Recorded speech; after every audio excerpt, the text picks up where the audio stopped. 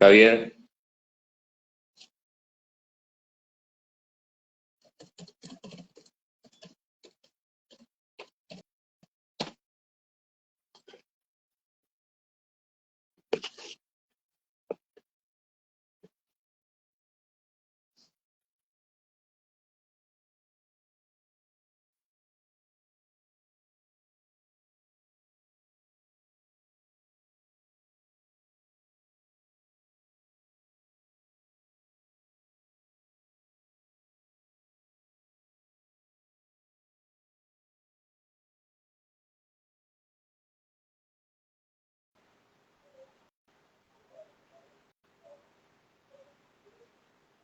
Hola, buen día.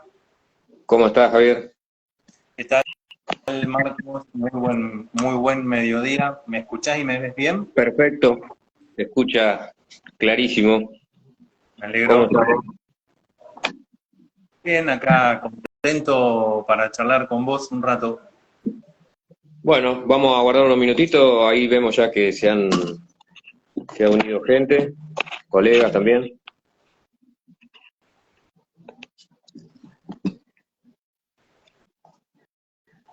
Vamos a arrancar este 2025 con el ciclo de charlas que hemos propuesto abierta a la comunidad, en un universo de frenos y gambetas, con la producción de quienes habla y Jorge Altamirano, que seguramente va a andar por ahí. Este, Proponemos charlas abiertas, ya digo, a la comunidad sobre diversos temas. En este caso, arrancamos y damos el puntapié, y lo vas a dar vos, Javier, al puntapié inicial de este ciclo de charlas.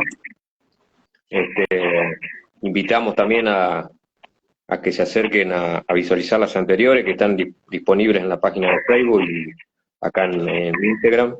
Este, Bueno, vamos comenzando. Les presento a nuestro invitado de hoy, agradeciendo ya de entrada, desde el vamos, junto con Jorge, tu disposición al trabajo. Sé que venís preparándolo, así que agradecido. Javier Ignacio Dabove, psicólogo, docente, se especializa, ha trabajado junto con deportistas en el área de discapacidad. Bueno, después, en todo caso, al finalizar, ampliamos un poquito para que la gente también te conozca. La charla de hoy, nuestro invitado eligió como título Fútbol y Educación, así que bueno, va a desarrollar un poquito y en tal caso después abrimos al final el espacio de comentario y de charlas. ¿Te parece, Javier? Te invitamos entonces. Dale, dale, Marcos. Gracias por la invitación. Eh, un gusto compartir este momento con vos. Así que bueno, quería contarte que pensé esta charla dividida en un primer tiempo, un segundo tiempo y después vamos a alargue. Si te parece. Hacemos un tercer tiempo. Bueno, me parecía importante situar un poco la historia del juego con pelota, la historia del fútbol que se remonta, por ejemplo, lo que encontré en un libro de Galeano, un libro que se llama El fútbol a sol y sombras. ¿M? De ahí saqué un montón de material, está muy interesante, muy divertido también el libro. Eh, bueno, malabaristas chinos de hace 5.000 años atrás, se calcula, hay pinturas y grabados que dan cuenta de que tenían un juego reglado, eh, reglas distintas al fútbol nuestro actual, y era con un juego con pelota. Y una de las reglas, por ejemplo, el desafío era evitar que la pelota toque el piso. Y ahí el juego tenía una función de entretenimiento eh, de las clases altas, de aquellas primeras dinastías chinas. Después, bueno, en el antiguo Egipto también se conocen jeroglíficos donde dan cuenta que esclavos, tanto como guerreros, se entretenían jugando también con un elemento esférico que hoy le llamaríamos pelota. Eso se pateaba, no se conoce las reglas que tenía ese juego, pero sí tenía una función de entretenimiento. Después en la antigua Grecia. Hay una obra de teatro de Antífanes que da cuenta también de la existencia de un juego de pelota con los pies también. Después ya llegando más hacia la Edad Media, en el Imperio Romano, en la época del emperador Julio César y también en la época de Nerón, aparentemente ambos emperadores gustaban de jugar pateando. Era una pelota de cuero y de vejigas de animales rellenas. No se conoce con exactitud las reglas de ese juego, pero también se permitía usar las manos y la cabeza. Según lo que encontré, tanto el fútbol como el rugby, por ejemplo, tienen un origen común en estos primeros juegos. Después, bueno, los legionarios romanos llevaron esta costumbre de entretenimiento a las islas británicas. Ya estamos en la Edad Media, ¿no? Y en la Britania medieval hubo un emperador, Eduardo II, en 1314, por ejemplo, hay un documento, este rey estampó su sello en una cédula que condenaba y criticaba el juego por ser un juego plebeyo y alborotador. Así consta en esa cédula.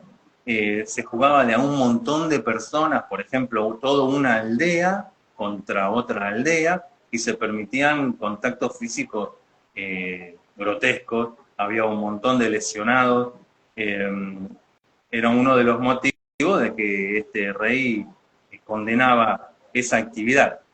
Por allá por 1349, Eduardo III, después en 1410, Enrique IV y Enrique VI en 1447, también condenaron por escrito ese juego al que ahí ya se le llamó por primera vez fútbol.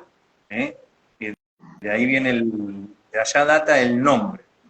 Es curioso que hay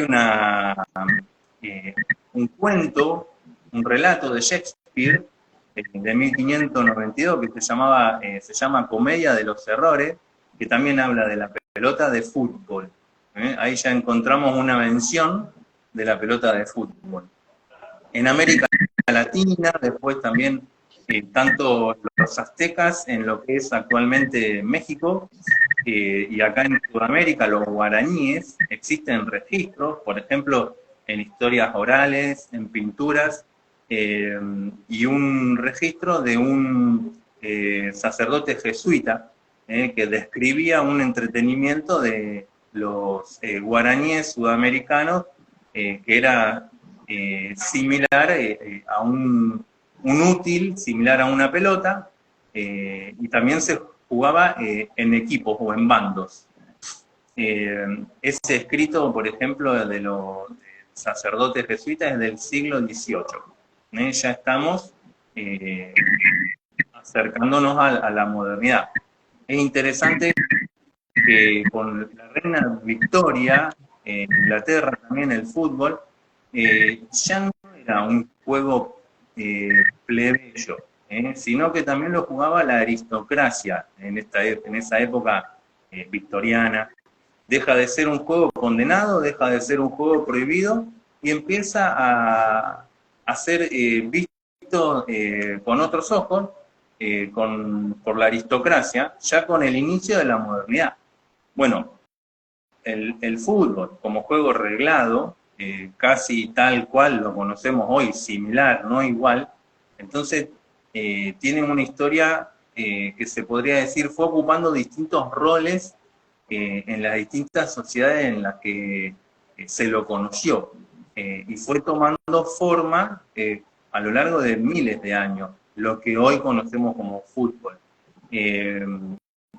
Hay un dato interesantísimo, hay una parte importante de la historia del fútbol que tiene que ver con la salud mental, para ir introduciendo temas que nos ocupan a nosotros.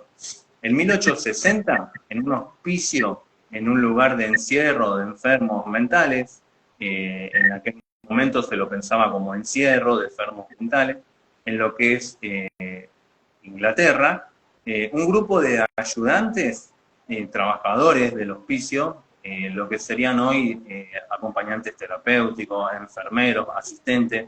En la naciente psiquiatría moderna, estamos a mediados de 1800, organizaron las reglas de un juego en un patio y se jugaba con algunos pacientes, jugaban trabajadores del hospicio y algunos pacientes.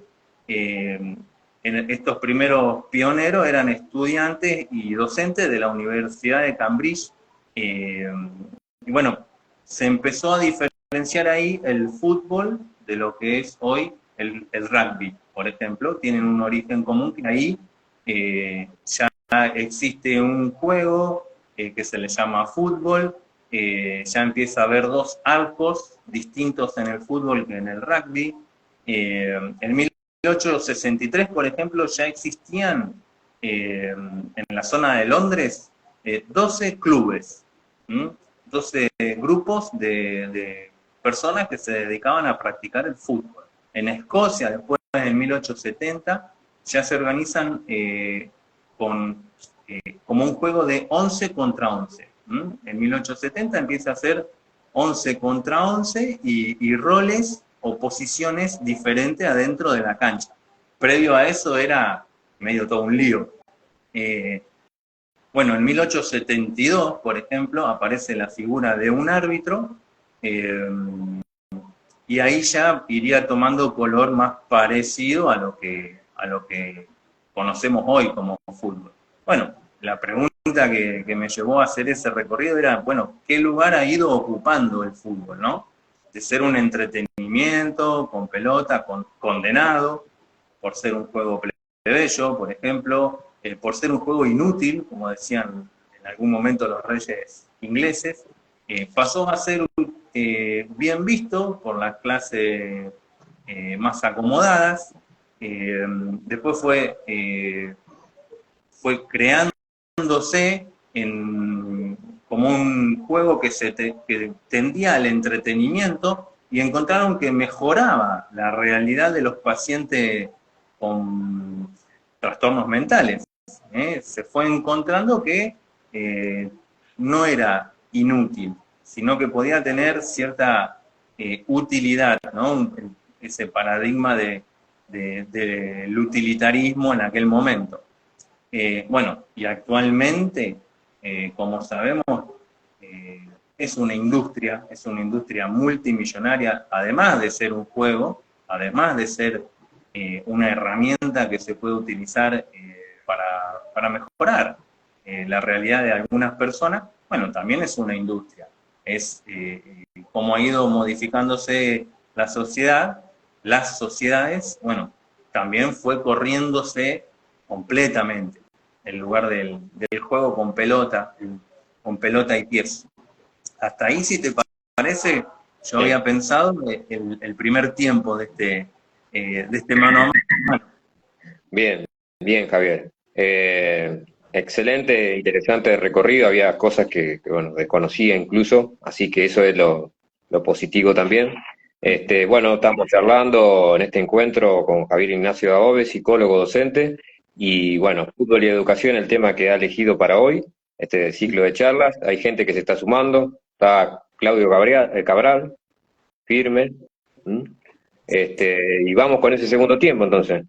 En el segundo tiempo, como te adelantaba, me parecía por ahí situar aspectos que tienen que ver con lo educativo, que podemos encontrar en este deporte y en este juego, aspectos que tienen que ver con lo educativo. Bueno, primero que todo, hoy ya sabemos, los que trabajamos en salud o en educación, ya sabemos que tanto para niñas como para niños, cuando practican o aprenden un instrumento, un idioma o un deporte por fuera de las actividades escolares, bueno, está comprobado, lo sabemos, que mejoran los rendimientos en la escolarización. Y bueno, elegimos hablar de fútbol porque es el deporte más popular, aunque no es el único deporte popular en nuestro país. Después, bueno, suele ocurrir, lo más común es que en los clubes, frente a un grupo de niños y niñas, siempre en la práctica deportiva, como en el fútbol, hay un adulto, hay un referente, hay un director técnico o un entrenador. Bueno, yo creo que ese es un rol de educativo, de educador. Yo creo que un director técnico o un entrenador es un educador, aunque no lo dimensione como tal. Después, más, si querés, lo vamos relacionando con desde una mirada o desde un lugar, una lectura psicoanalítica. Bueno, en el fútbol hay un saber hacer. Hay un saber hacer o no con el azar. Esto tiene que ver con la destreza y con el arte. En el fútbol no está todo inventado. Por ejemplo, bueno, años anteriores no existía lo que le llaman el cocodrilo, ese jugador que se acuesta detrás de la barrera. Bueno, esto se inventó hace poco, siguen apareciendo innovaciones en el fútbol. Bien, a la pelota no sé si sabías que se le suele decir o se la llama también como la caprichosa. ¿Por qué? A ver, la pelota de alguna forma toma sus propias decisiones, atraviesa el aire, surca el viento, rebota, pica, se relaciona con las irregularidades del terreno, de acuerdo a cómo está, con los materiales con los que está construida la pelota, de acuerdo a la cantidad de presión de aire que tenga adentro. Bueno, todas estas variables hace que muchas veces la trayectoria de la pelota depende de todas estas variables y no solo de la voluntad del jugador. La queremos clavar al ángulo y la tiramos a la tribuna. Bueno, nada, es interesante pensar que son pocos, en realidad, son muy pocos, los que consiguen que la pelota le haga caso totalmente. Se me ocurre, no sé, Messi y Di María.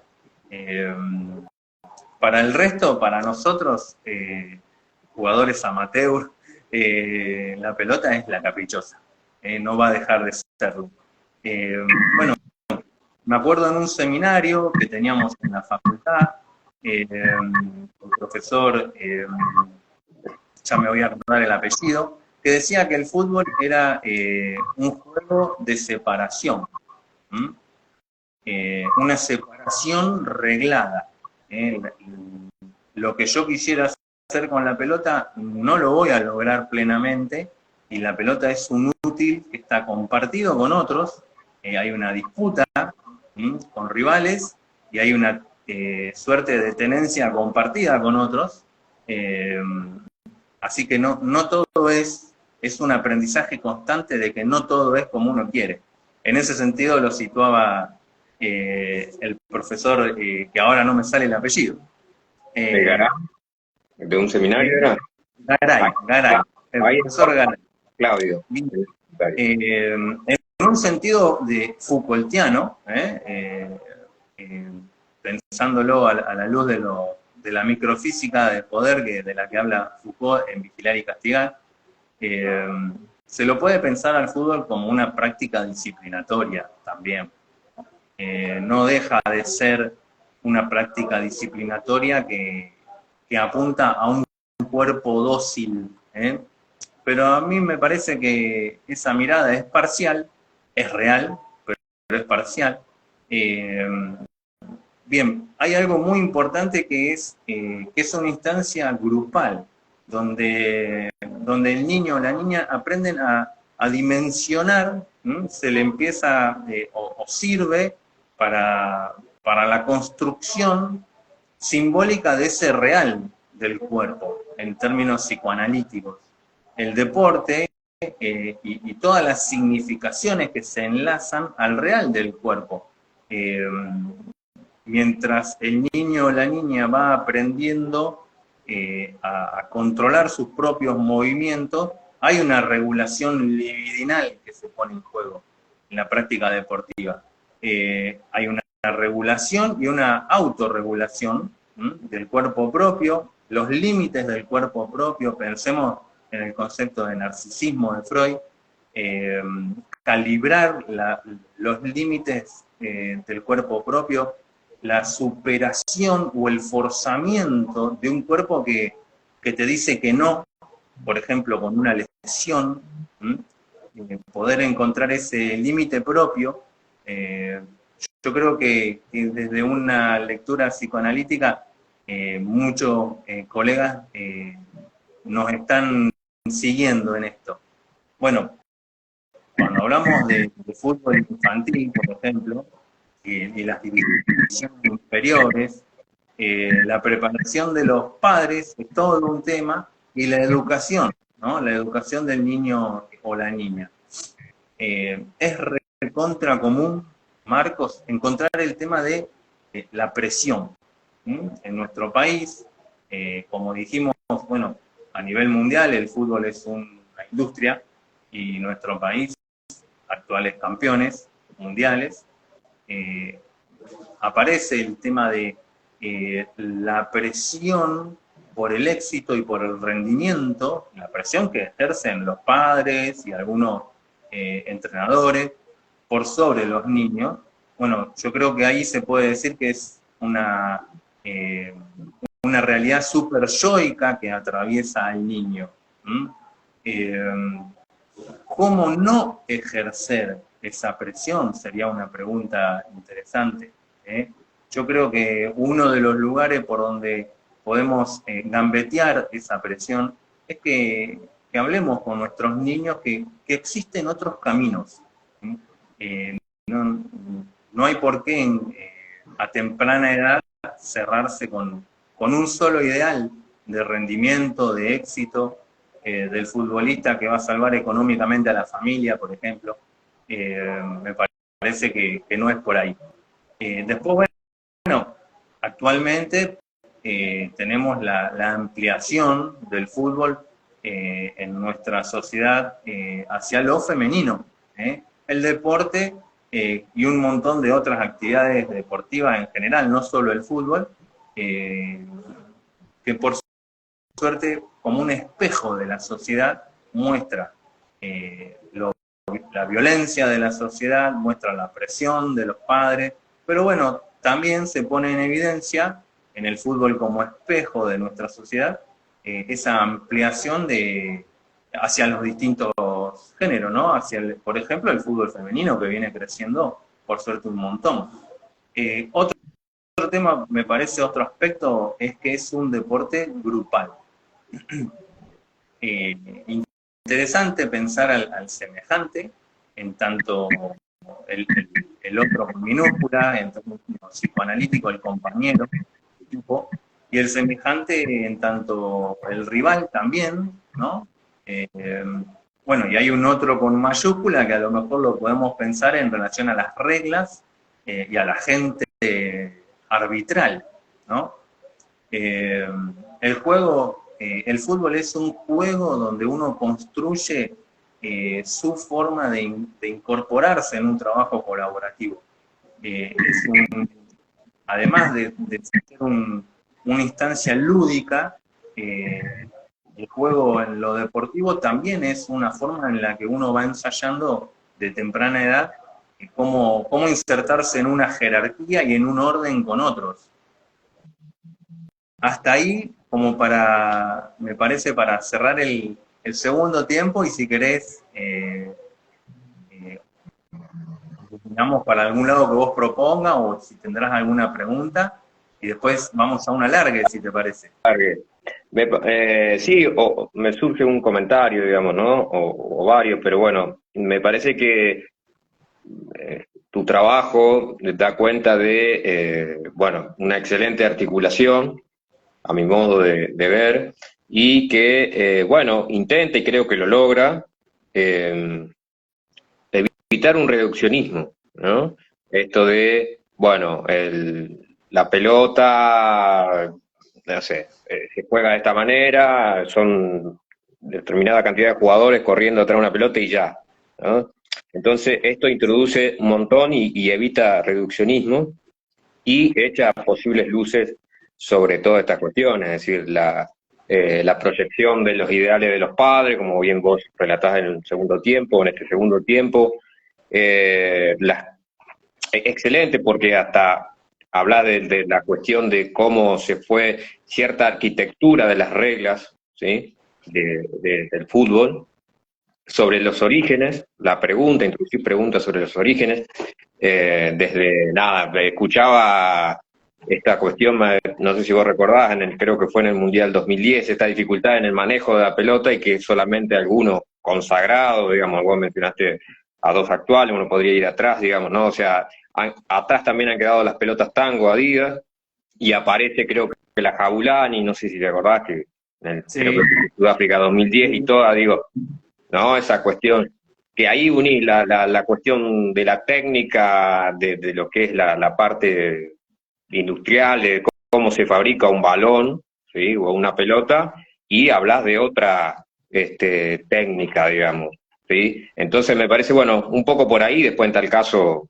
seguramente surgirán más comentarios, pero me parece que incluso recordaba allá unos meses atrás cuando habíamos propuesto el encuentro de hoy, esta cuestión de Foucault y la disciplina sobre los cuerpos, y que bueno, no tampoco lo dejaste ahí, como bien lo haces notar en tu exposición, me parece que es sumamente interesante, insisto, echa luz sobre un montón de cuestiones del trabajo. Bien, bueno, gracias por tus comentarios elogiosos. Quería pasar, si te parece, al tercer tiempo, con un relato de una experiencia breve. ¿eh? Corría, Sí. corría el año 2010, me invitan a participar era una clínica de fútbol infantil. Se habían citado a referentes de instituciones deportivas de acá del sur de Santa Fe. Bueno, estuvo muy bueno. Me tocó compartir una mesa. Yo había preparado el fútbol desde un punto de vista de lo lúdico, la importancia del fútbol como juego. Bueno, habla un pediatra desde el lado más de la salud, del cuerpo. Bueno, habló también un preparador físico, y después me tocó exponer a mí.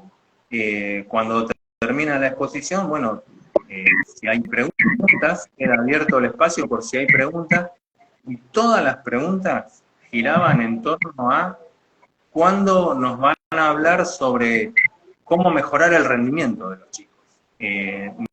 No le interesaba al público presente, aparentemente, la cuestión de lo lúdico. Era más bien el interés pasaba por la cuestión de el éxito, el resultado y el éxito. Bien, por eso la pregunta que hay que hacerse es, ¿qué se espera del psicólogo deportivo en los ámbitos del fútbol infantil? ¿Qué es lo que se espera? ¿Qué es lo que espera uno que el psicólogo deportivo aporte? ¿Qué rol se le otorga? Bueno, primero hay que decir que el psicólogo deportivo, en la amplia gama de deportes en las cuales se puede insertar para trabajar, un montón de tareas para realizar. Por ejemplo, tenemos acá en el país a Joaquín Valdés, un referente de psicología deportiva. Él habla de la teoría del rendimiento, que toma 4 aspectos: físicos, técnicos, tácticos y psicológicos. La pregunta es, con un deportista o con un grupo de deportistas, ¿cuáles de estos aspectos tendrán que trabajarse más y en distintos momentos? Acá tenemos un aporte de la psicología cognitiva, que un poco el título que me parecía de ponerle a esta charla, o el subtítulo era tirando gambetas entre la psicología y el psicoanálisis, que juegan en el mismo equipo. Para mí juegan en un mismo equipo. Bueno, la psicología cognitiva, como sabemos, que habla de los procesos psicológicos básicos, la percepción, la memoria, la atención, la memoria con sus diferentes tipos de memoria y la atención también, selectiva, sostenida, dividida. Bueno, hay alguien que ha trabajado un montón desde la psicología cognitiva y ha hecho aportes grandiosos, por ejemplo, en el club River Plate, Sandra Rossi, psicóloga cognitivista, incluso llegaron a diseñar técnicas de trabajo y herramientas de trabajo para la toma de decisión en velocidad. Por ejemplo, pensemos en cómo han funcionado los equipos dirigidos por Muñeco Gallardo. Pensemos en Todos Somos Montiel y esa respiración que lo aprendió Montiel estando en River, cuando Sandra Rossi fue la que se dedicaba, ¿no?, a que puedan afinar los jugadores del plantel, sobre todo la toma de decisión en velocidad. Un temazo interesantísimo. Después, bueno, también los aportes del psicólogo deportivo pueden ser tanto en la grupalidad como en el equipo. Cómo un jugador puede ir encontrando paulatinamente su lugar en la cancha. Es encontrar tu lugar en un grupo. El ordenamiento de las subjetividades en un grupo y el ordenamiento a veces jerárquico, que para mí conlleva un ordenamiento libidinal del cuerpo propio y de las relaciones interhumanas. La gestión de emociones en los equipos, que se trabaja casi siempre con los directores técnicos, se asesora del cuerpo técnico sobre gestión de emociones. Después, bueno, en relación a cuando hay que pasar del jugar al competir, ¿no? Hay un momento en la edad de los niños donde en los clubes se pasa del jugar al competir. La competencia es con uno mismo, no solamente con el rival. Cuando perder es ganar, ¿no? Cuando perder es ganar. Me parece que si enseñamos a valorar la ganancia del aprendizaje, de la experiencia, del tiempo compartido, nos damos cuenta que incluso en la derrota estamos ganando. Bueno, después otro gran tema, viste que a eso de los 35, antes de los 40, en algún momento cercano a los 40, se acerca el final de la carrera de los jugadores de fútbol profesional. Me parece que por ahí también hay un montón de aportes de la psicología deportiva. Así que bueno, un poco esto era lo que tenía para mencionar, para desarrollar en esta charla. Bien, Javier. Te quería, es una consulta y al mismo tiempo que abra al comentario, mientras recuerdo el inicio de la charla que arrancó hace un par de meses atrás, cuando me decías que estabas jugando y mientras jugabas y hacías tu gambeta, pensabas también la charla. Digo, bueno, estás jugando en un club, un poco que comentes, digamos, en ese sentido. Si estás jugando actualmente en un club. Bueno, aprovecho para mandar un agradecimiento y un saludo afectuoso a mi compañero de equipo. Es un equipo de fútbol amateur, el equipo se llama Almafuerte, pero sobre todo lo que encuentro, ya pasado mis 40, lo que encuentro es, además de que tenemos un buen equipo, un hermoso grupo de personas. Yo creo que es liberador pensar que el fútbol no es solo una industria, no es solo mercado de pases, no es solo éxito, no es solo rendimiento, es sobre todo y primeramente un deporte grupal donde uno aprende a convivir. Yo creo que al poner el acento en todo lo otro, en el fútbol como industria, como mercado, en el éxito, en el rendimiento, poniendo el acento en todo eso, es que le damos, me parece, un lugar de puertas abiertas a la violencia en el fútbol, por ejemplo. Y a mí me gusta más pensarlo, vivirlo de forma lúdica y valorar sobre todo los grupos humanos que uno puede encontrar. Bien, Javier, ahí estamos recibiendo comentarios, está la colega Clarisa Giovannoni también. Rescata, dice, aprender a convivir, muy bueno eso, dice, aprender a convivir. Eh, Después, bueno, dice que fue grato escucharlo. Eh, Bien, se unió Camila Simonit, también,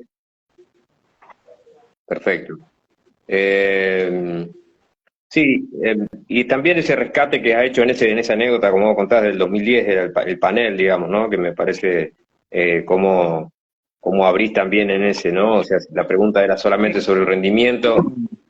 Era un médico, pediatra, apuntando a tratar el tema del desarrollo físico de los niños, del crecimiento, la importancia del descanso y de la alimentación. Eh, Era un preparador físico, también apuntando a evitar lesiones, ese tipo de cuestiones estaba trabajando, que era re interesante, y me tocó a mí como psicólogo el tema de lo lúdico. Sin embargo, parecía como que nada de eso era del interés de la audiencia, y la demanda era de, bueno, ¿y cuándo vamos a hablar sobre cómo mejorar el rendimiento de los chicos? Bueno, nada, a mí me quedó como anécdota. Obviamente que se generó ahí una charla, se trató de debatir un poco, pero bueno, a mí me quedó como anécdota que me resultó impactante esa voracidad, ¿no? De generar, de un niño o de una niña, generar alguien que pueda alcanzar cierto estándar, cierto rendimiento. Sí, sí, sí, pero no me parece que sea el objetivo primario. Sí, es un conjunto de cosas, es la misma discusión que suele suscitarse de para qué las divisiones inferiores, digamos, o incluso para qué la reserva, si se festeja solamente el éxito, el campeonato, o es una etapa de formación en todo sentido. Vos mencionabas la cuestión de la carrera del futbolista, que sí, el que más llega por ahí es el arquero, por una cuestión también de ubicación en el campo, etcétera, que llega a atajar a los 41 con él. Ahora creo, no recuerdo ninguno, pero bueno, más o menos por ahí. Lo cierto es después qué es lo que sucede después del retiro, ¿no? Y bueno, ciertas problemáticas que tienen que ver ahí con poder trabajar desde nuestro campo, el duelo, etcétera, digamos, ¿no? Entonces, ¿qué hacer después del retiro, digamos, ¿no? Sí, que me parece que la preparación es previa. Por eso, a eso apunto con que es amplia la formación, digamos, ¿no? Entonces, qué sé yo, bueno, River lo que tiene, bueno, también está el instituto, la importancia de los maestros que enseñan, que no solamente que entre la pelota, sino que además, justamente pensando luego del retiro de la práctica profesional, digamos. Sí, a mí me parece que es interesante cuando algunos clubes tienen como política, bueno, que sus jugadores en las divisiones inferiores, que vayan, a veces como en el caso de River, bueno, tienen los colegios ahí mismo. Exacto. Eh, yo creo que la mirada de un deportista tiene que ser una mirada integral de la formación de una persona, además y no solamente el rendimiento deportivo. Tenemos en nuestro país ejemplos exquisitos al respecto, no sé, se me ocurre Paula Pareto, la Peque Pareto, eh, para mí un paradigma, ella representa un paradigma de cómo debe pensarse en torno al deporte, el lugar importante que debería tener. Bien. Javier, bueno, la verdad que contentísimo junto con Jorge de tu trabajo. Creo que has abordado cuestiones incluso que se articulan con otras charlas anteriores. Vamos saludando Carolina, tengo que Carolina Arce que se ha unido, a Nani Villán que anda por ahí, Nadia que se ha unido también. Así que bueno, Javier, si lo querés comentar para ir finalizando tu área de trabajo, si bien yo al inicio hice un comentario, pero bueno, me gustaría que cerraras vos como tu forma de trabajo. Y bueno, comentarte que la charla la subimos a la página de Facebook, queda acá grabada, la voy a subir al Facebook mío, así que todos aquellos que después quieran acceder, por supuesto, va a estar disponible. Bueno, yo desde que terminamos la facultad he trabajado en distintas áreas. Me gusta la idea de ir cambiando lo que uno hace también. Bueno, me considero psicoanalista, pero también me gusta estar atento a los aportes de la psicología, ¿no? No solo del psicoanálisis. Bueno, tengo mi Instagram, me van a encontrar como Javier Dabove, así que bueno, no sé si se cortó o me estás escuchando. Ahí se cortó un poquito, reiterar el Instagram, igual nosotros lo vamos a dejar después ahí en el muro del Facebook para que aquel que quiera acercarse a consultarte lo pueda hacer. Pero reiterar el Instagram. Javier Ignacio Dabove, como me llamo. Perfecto. Y bueno, nada, y te decía que me interesa pensar desde el psicoanálisis la práctica del psicólogo deportivo, pero sí o sí, por ejemplo, si hablamos de psicología en el deporte, hay que hay que estar atento a las herramientas que van surgiendo desde otras teorías psicológicas y no solo del psicoanálisis. Por eso también jugaba un poco con esto de que la psicología y el psicoanálisis juegan en un mismo equipo y pueden tirar gambeta, pueden tirar paredes. Bien, ahí tenemos un comentario de Clarisa, otro comentario más que dice, te lo traslado Javier, el entrenador de chicos es educador, como decía, creo que ocupa un lugar de figura paterna y no es banal lo que pueda transmitir, el lugar de donde el chico lo pueda recibir. Sí, el fútbol a veces no se dimensiona la importancia que tiene el director técnico, el entrenador con niños y niñas, es una importancia de un educador, ni más ni menos. Bien. Sí, hay que trabajar mucho más sobre eso, me parece.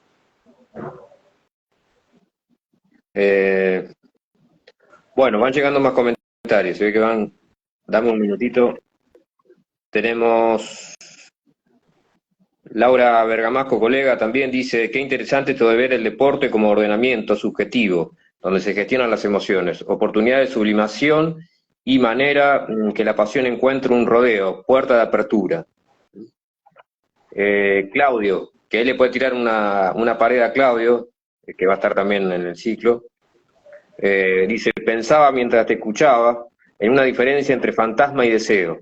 Fantasma, el rendimiento, el que salva a la familia, etcétera. Deseo, lo lúdico, ganar aún perdiendo. La riqueza en el lazo. Muy bueno ese aporte de Claudio, sí, sí, sí. Es por ahí la lectura. Después, te saludan, Javier, un fuerte abrazo, dice Estébano, el Instagram. Muy bien. Y también me saluda, muchas gracias. Le devolvemos el abrazo de gol. El abrazo de gol, exacto. El abrazo del alma. Hablando de arqueros hace un rato. Qué imagen interesante el abrazo del alma.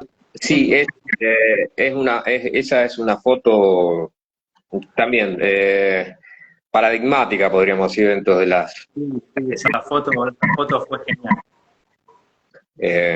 Sí, de hecho, el Pato Filiol la tiene en una remera, el abrazo del alma, exacto. Mundial 78, para ubicarnos. Sí, sí, sí. que el hincha salta, se hace justamente toda una jugada.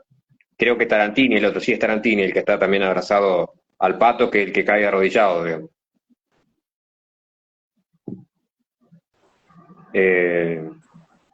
Bueno, Javier, te agradecemos nuevamente, muchísimas gracias por tu excelente exposición. Agradecido yo por el contacto, por tirar esta pared.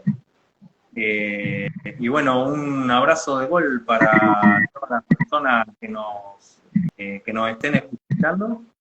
Un abrazo de gol para los colegas, sobre todo. Bueno, y si te gustó, te invitamos para otra ocasión, ¿eh? Sí. Me re gustó este contacto y a disposición. Hay un montón de temas que nos pueden llevar a hablar de psicología en el deporte. Bueno, hay un montón de otros temas. Perfecto, bueno, le agradecemos a todos los que estuvieron y ahí Esteban devuelve Esteban, no, devuelve la pared, abrazo de gol, dice. Bueno, muchísimas gracias a todos. Gracias, Javier, a vos también por el trabajo, insisto. Muy agradecido por tu disposición. Así que bueno, te invitamos y ahora después, bueno, dejamos la charla ya guardada para que a todos aquellos que quieran acercarse lo puedan hacer. Dale. Un saludo grande, Marco. Gracias a vos. Abrazo grande, abrazo de gol. Chau. Chao.